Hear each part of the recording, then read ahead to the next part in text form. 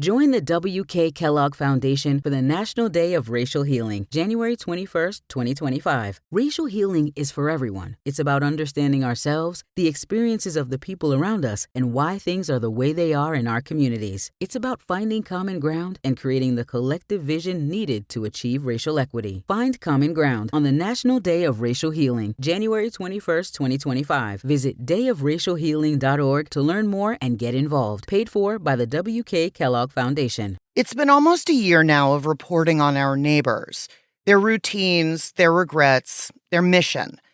And even though Mickey has asked me on countless occasions what more could I possibly want to know about them, I had one final interview request.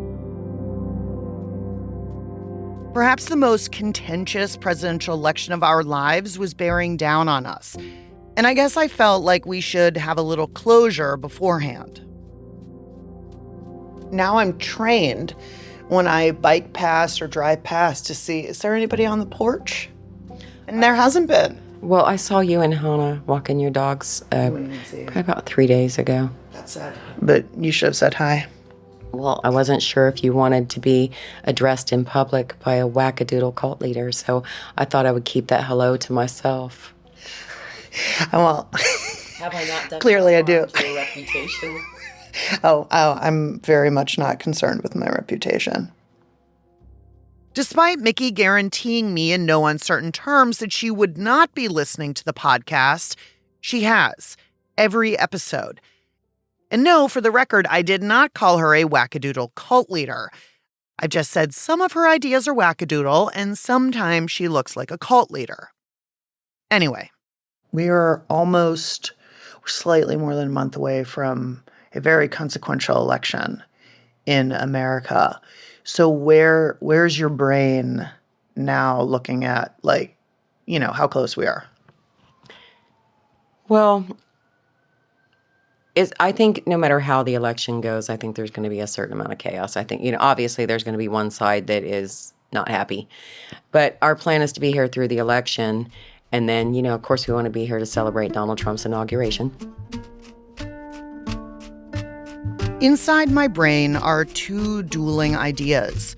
For me, for the people I love, for democracy, for our nation's standing in the world, I want so much for Mickey to end up disappointed when the election is all said and done. I want us to move on from the big lie. I want America to right its little ship and sail on to smoother seas. But then there's this truth. I like Mickey. I like Nicole. Perhaps in spite of themselves, they are very lovable. During this year of knowing them, a tiny crack has opened up in us. Me and Hanna, Mickey and Nicole, and let a little sun in. Just a sliver of light. Enough to feel that we aren't meant to live in this darkness forever. Something I've noticed here at the endgame, Lauren can't talk about this project anymore without crying. I'm surprised she got through that last section without crying. She knows that her neighbors stand for a version of America that we just don't understand. One where January 6ers are victims and not traitors. Where the government is out to get us all. And where Donald Trump is the one to make it all right. And yet, she can't help but feel genuine affection for them. Right now, our country is in a holding pattern. So Mickey and I can live in a suspended reality where maybe Americans aren't totally sunk. We aren't a lost cause. She and I can go on being friendly and teasing, and we can see each other's humanity and want the best for each other. But will that hold true the day after the election? And what about beyond? Will our delicate glimmer of connection mean anything then? God, I hope. I'm Lauren Ober. And I'm Hanna Rosen. And from The Atlantic, this is We Live Here Now.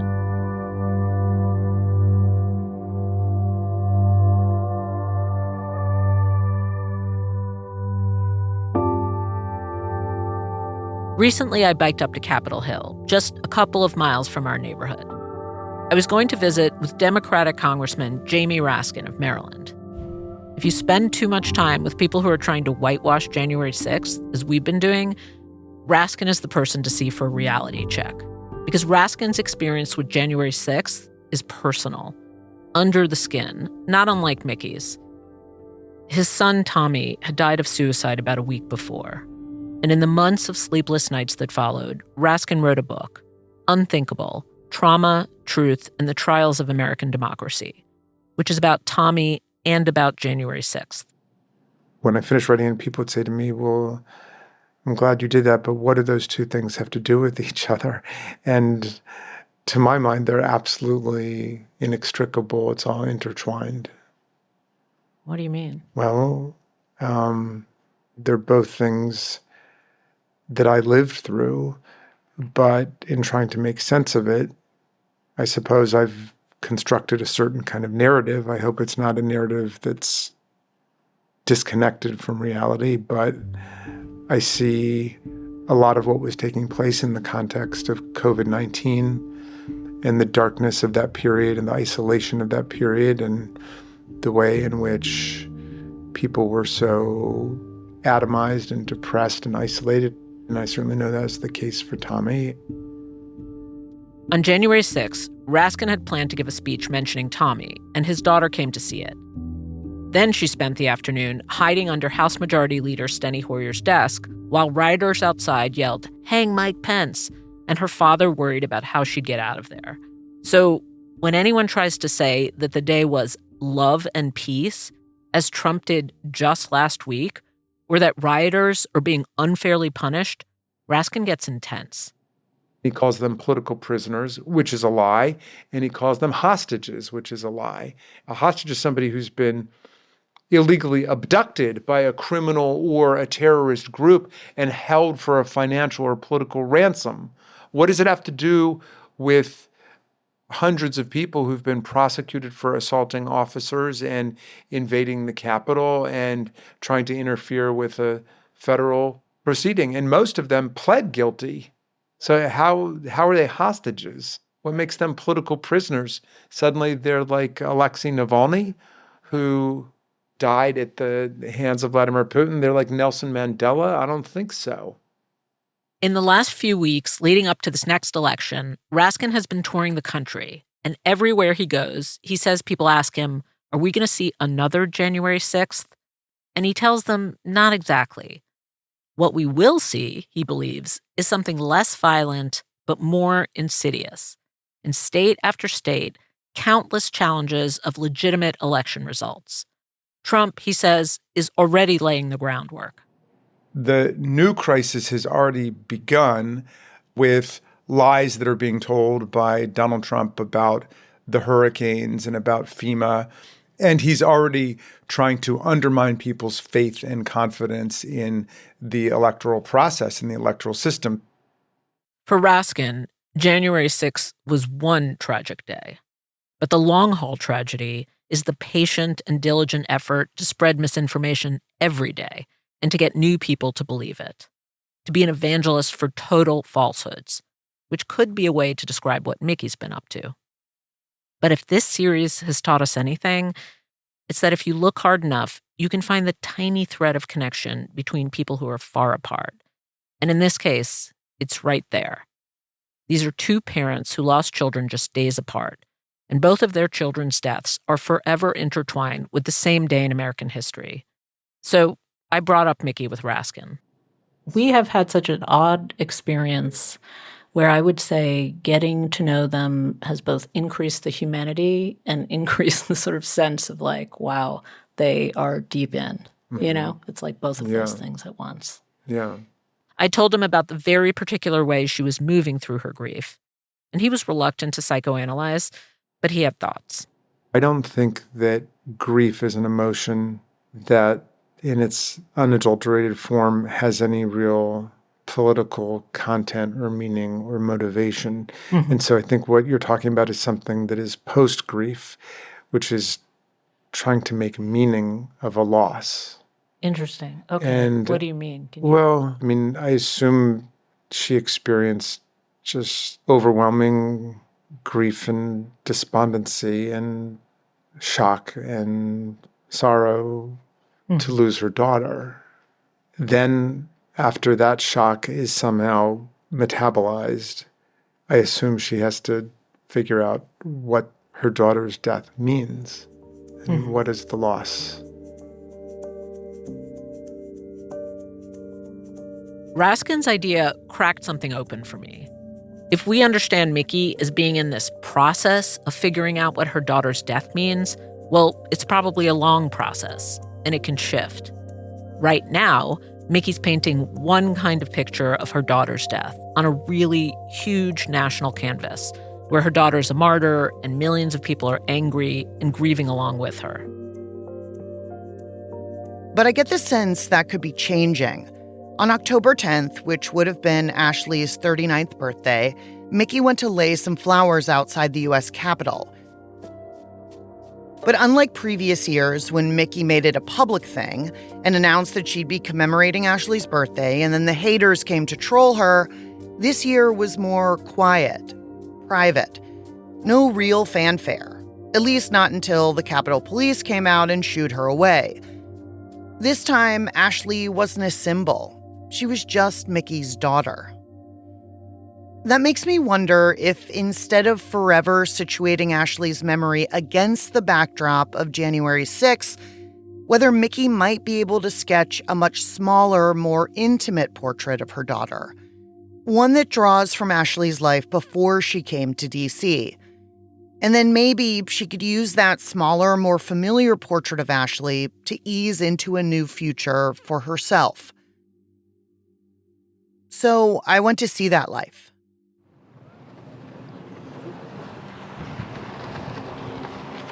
Do you still want to put your toes in the sand, sister?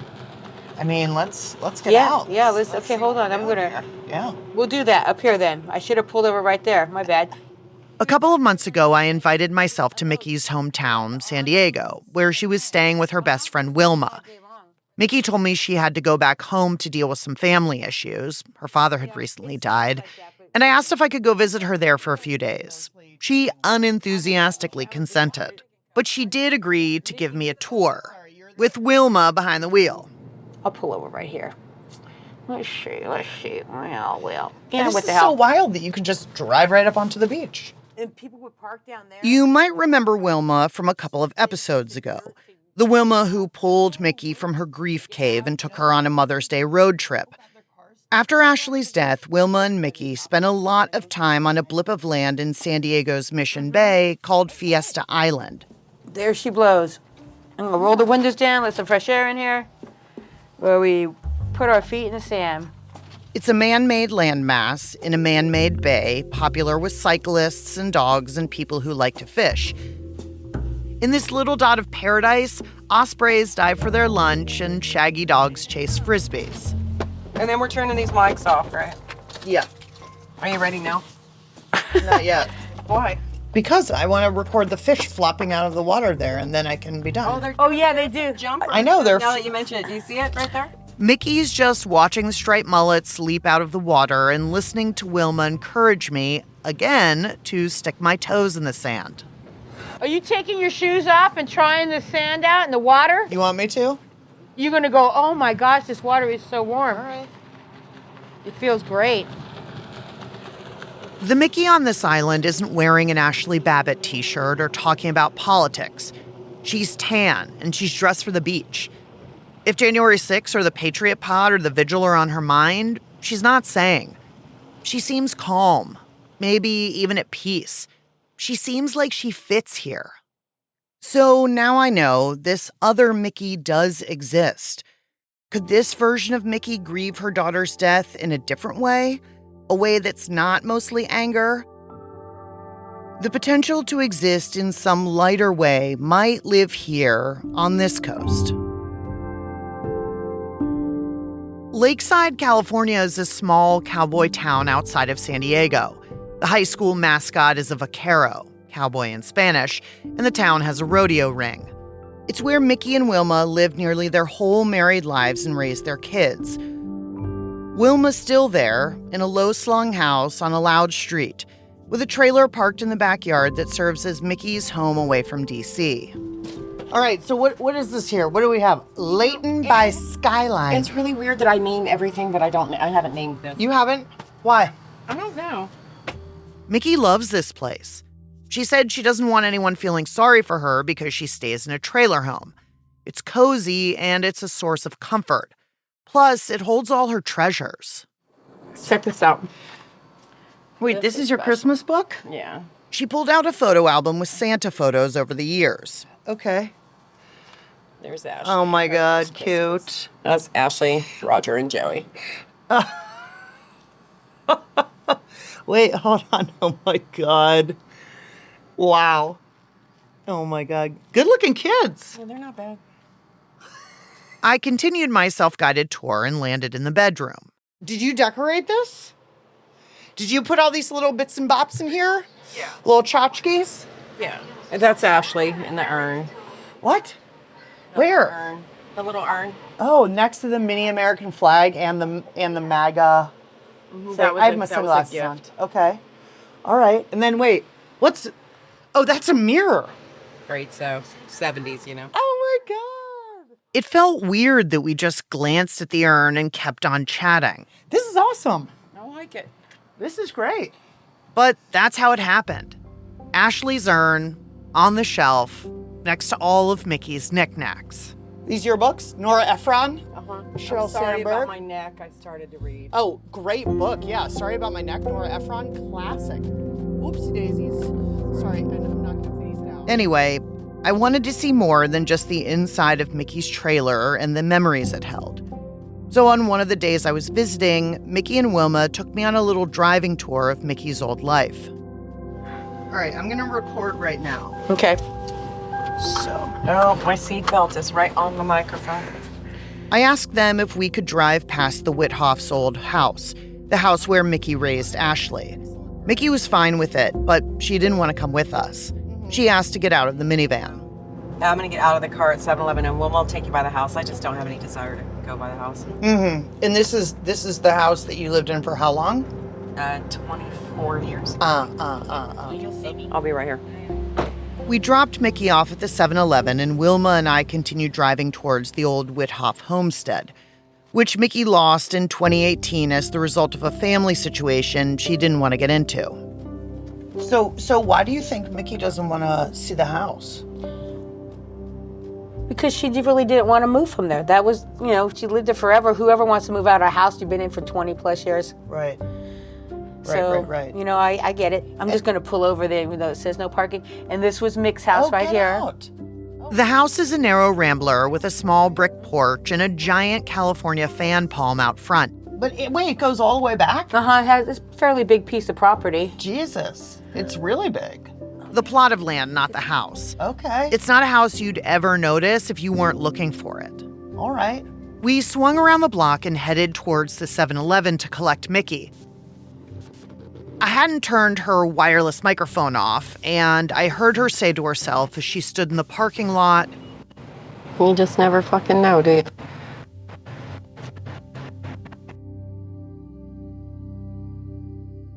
"It's true, you don't."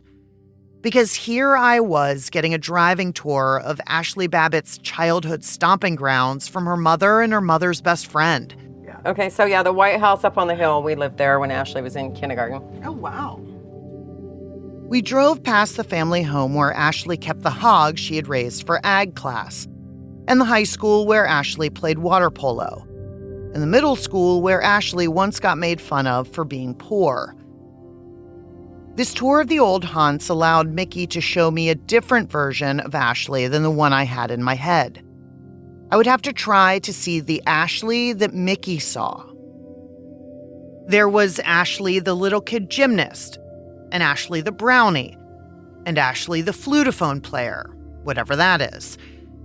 And there was Ashli the tomboy who roughhoused with the boys in their dusty cowtown. Mickey got a kick out of telling me how Ashli had no fear. She'll go out there and snatch up that lizard that I don't want to get, and be out there playing hockey with the boys and riding motorcycles with the boys and never letting herself be second in line. And then there's the Ashli who loved her grandpa so much, she wanted to follow in his footsteps and join the military. Mickey was so proud of her daughter's bent towards service, but I was always praying that she wouldn't because Because the military is dangerous. Dangerous, right. And in particular, at that time. Mm-hmm.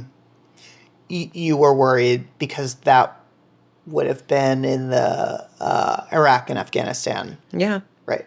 So you were worried that she would join the military and then get deployed. Yes. Mm-hmm.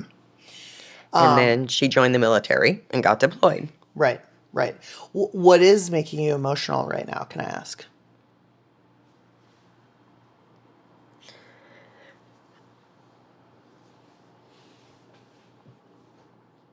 I think it's all the irony of all the time I spent worried about her safety and that it never crossed my mind that she would be killed in the way she was. Mm-hmm. Mm-hmm. Right. To have her killed at a Trump rally at the Capitol was really just, to me, it's surreal. So 1 minute you can be putting your toes in the sand, and the next minute you're drowning in the despair. This pendulum is punishing. It swings back and forth. San Diego Mickey, DC Mickey. Maybe over time, these two versions come closer together. But right now, they still feel miles apart. Today, DC Mickey prevails. She's not quite ready to leave the eagle's nest. She has an election to see through.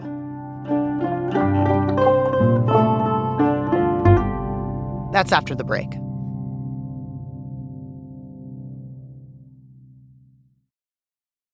Join the W.K. Kellogg Foundation for the National Day of Racial Healing, January 21st, 2025. Racial healing is for everyone. It's about understanding ourselves, the experiences of the people around us, and why things are the way they are in our communities. It's about finding common ground and creating the collective vision needed to achieve racial equity. Find common ground on the National Day of Racial Healing, January 21st, 2025. Visit dayofracialhealing.org to learn more and get involved. Paid for by the W.K. Kellogg Foundation.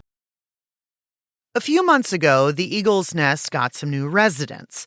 The two recent arrivals are much less political than Mickey and Nicole, and they don't have anything to do with the vigil. Because they are cats.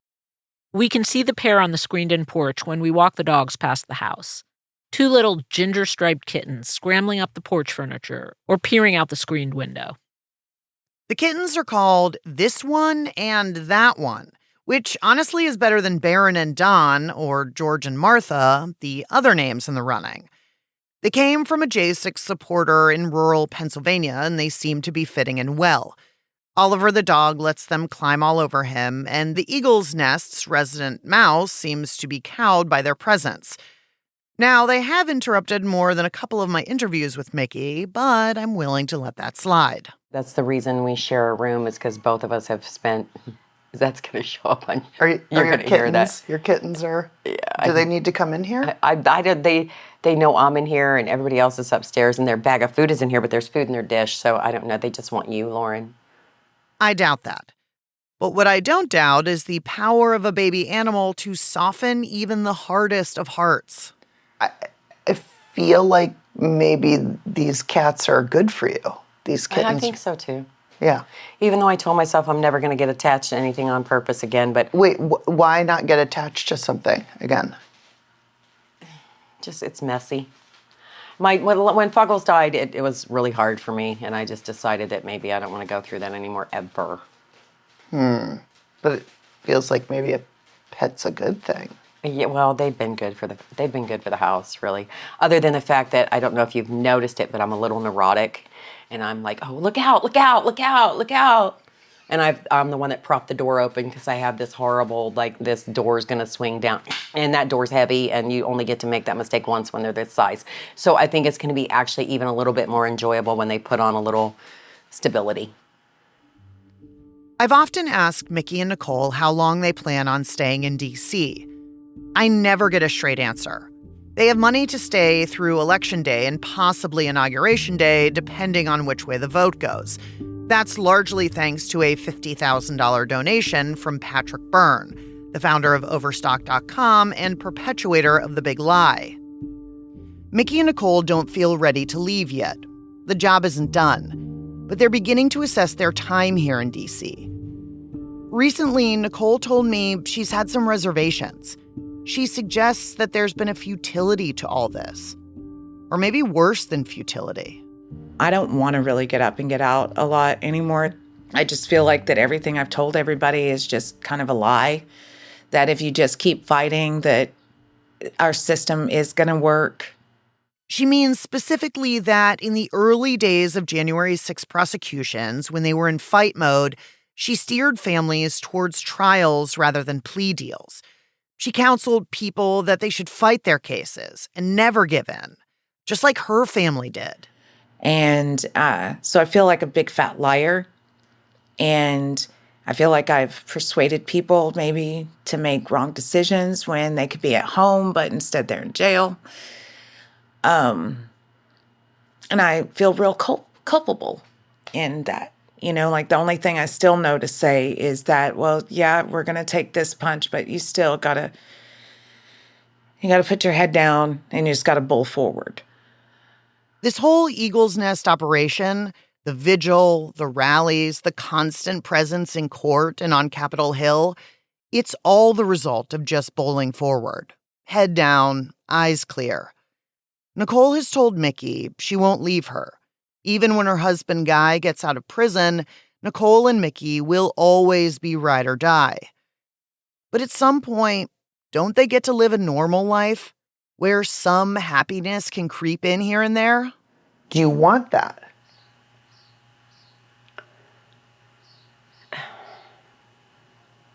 I think everybody wants that. I just don't know if I see it for myself. Why? Because I'm just too damaged, angry. I don't really know. Maybe one day I'll be picking flowers and smelling daisies. I don't know. Before we parted ways, I felt like it was necessary to give Mickey a chance to react to anything Hanna and I reported. Is there anything that I don't get? Is there anything that you need to clarify? Is there any critique or anything that you need to say before, we're done with our interviews? Forever. Oh, I'm a missing. I think the only thing I can say that I haven't said to death, because this has been an ongoing, it's been quite some, I don't know, you might know more about me than, but no, I think that people like you and people like me that admittedly come from completely different places in our upbringing, geography, experience, and way of looking at things. I think that if we can sit down and have a civil conversation and just see that you can meet in the middle, at least somewhere. People don't have to stand on opposite sides of the fence and throw stones. I didn't mean to cry when I said that. Let's do take two. I mean, why are you trying to pretend like you're a hard ass? No, but it's just people don't want to hear that shit all the time. Nobody likes that. Well, I beg to differ. It is what it is. I beg to differ. I know I agree with you. I mean, I think that, and I said this to Hanna one day.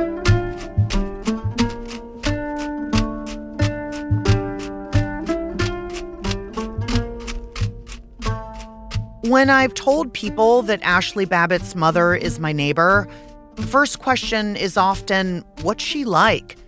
And I can answer that in a lot of different ways. I can say that she's a conspiracy theorist who believes that the government is capable of anything.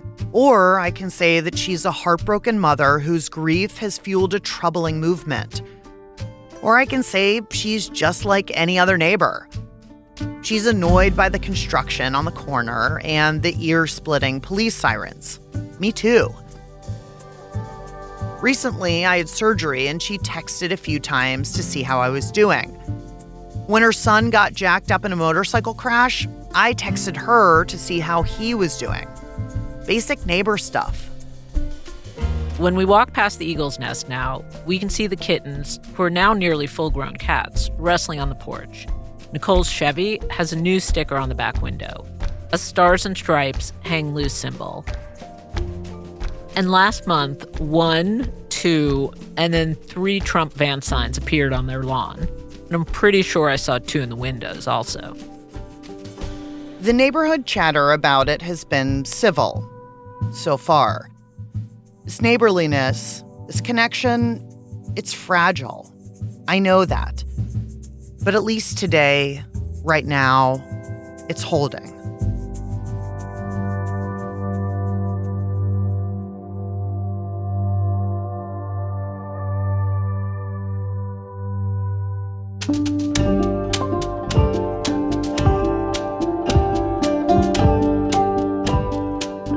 We Live Here Now is a production of The Atlantic. The show was reported, written, and executive produced by me, Lauren Ober. Hanna Rosen reported, wrote, and edited the series.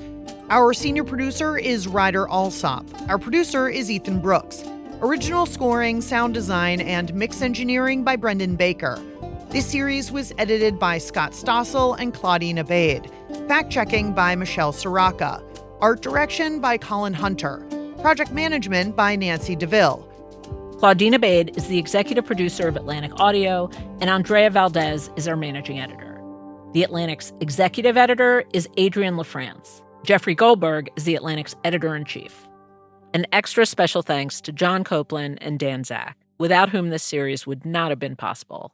And thank you for listening. Join the W.K. Kellogg Foundation for the National Day of Racial Healing, January 21st, 2025. Racism shapes all our lives, no matter who you are or what you look like. It is not simply about who we like or dislike. It's about who has a fair shot at opportunities to live the life they want and who ends up left behind. Yet racial healing is about changing things for the better. The experience takes place on a personal level and in your community. It helps us understand ourselves a bit better, learn about the experiences of the people around us, and explore why things are the way they are in our communities. Racial healing is for everyone, and it all starts with a conversation, a space to create common ground on the road to achieving racial equity. Join us in finding common ground on the National Day of Racial Healing, January 21st, 2025. Visit dayofracialhealing.org to learn more and get involved. Paid for by the W.K. Kellogg Foundation.